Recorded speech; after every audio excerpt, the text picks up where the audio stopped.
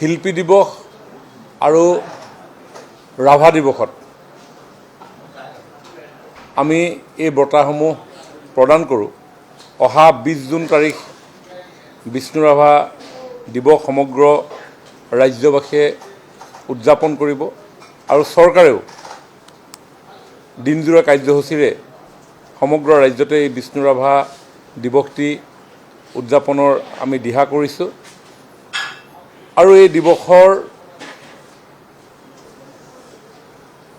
মুকলি সভাৰ অনুষ্ঠানত চৰকাৰে প্ৰৱৰ্তন কৰা 3টা বঁটা আমি প্ৰদান কৰিম। এখন বাছনি সমিতিয়ে ইতিমধ্যে সেই বঁটাসমূহৰ বাবে বিশিষ্ট কেইবাজনো ব্যক্তিক নিৰ্বাচিত কৰিছে। 3টা বঁটা, এটা হ'ল বিষ্ণু ৰাভা এৱাৰ্ড 2026 আৰু এইটো বঁটা বছৰেকত দিয়া হয়, প্ৰতি বছৰে দিয়া হয় 2টা শিতানত।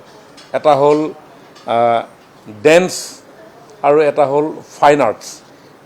ঠিক তেনেধৰণে এটা বঁটা ছ'চিয়েল ৱৰ্কৰ ক্ষেত্ৰত সামাজিক বিভিন্ন কাৰ্যকলাপৰ জৰিয়তে যিসকলে এখন সমাজক ঐক্যবদ্ধ কৰাত বা সাংস্কৃতিক ক্ষেত্ৰখনত কাম কাজৰ জৰিয়তে ঐক্যবদ্ধ কৰাত অৱদান আগবঢ়ায়, ৰাজ্যিক পৰ্যায়ৰ এটি বঁটা।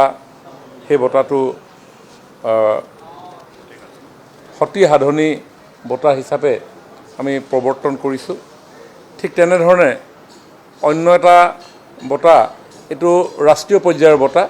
সেই ৰাষ্ট্ৰীয় পৰ্যায়ৰ বঁটাটো এইটো কমিউনেল হাৰমনিৰ ক্ষেত্ৰত আগবঢ়োৱা হয় আৰু এই কমিউনেল হাৰমনিৰ ক্ষেত্ৰত প্ৰতি 3 বছৰৰ মূৰে মূৰে আগবঢ়োৱা এই বঁটাটো হৈছে আজান পীৰ এৱাৰ্ড 2025।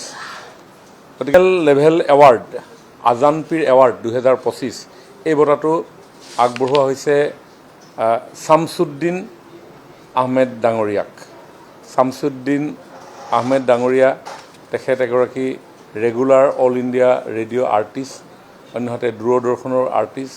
আমি অন্য এটা গুৰুত্বপূৰ্ণ বঁটা, সেই বঁটাটি আমি আগবঢ়াব বিচাৰিছোঁ দুজন ব্যক্তিক, যিটো বঁটা হ'ল বিষ্ণু ৰাভা এৱাৰ্ড 2026।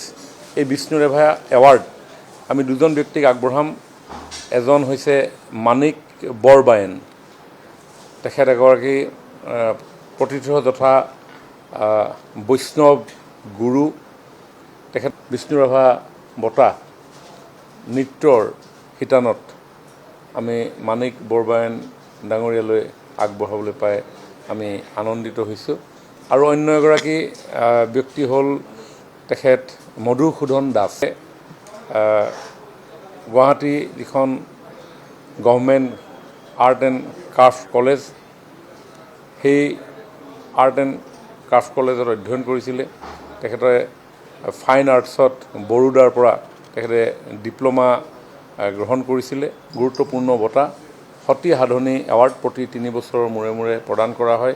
2026 বৰ্ষত আমি এই বঁটা আমি প্ৰদান কৰিম এগৰাকী অসমৰ প্ৰথিতযশা মহিয়সী নাৰী শ্ৰদ্ধাৰ গীতা উপাধ্যায় ডাঙৰীয়ানীলৈ। গীতা উপাধ্যায় ডাঙৰীয়ানীক ইতিমধ্যে ভাৰত চৰকাৰে পদ্মশ্ৰী উপাধিৰে সন্মানিত কৰিছে। তেখেতে সাহিত্য একাডেমী বঁটাও তেখেতে লাভ কৰিছে। তেখেত তেজপুৰত থাকে, বৰ্তমান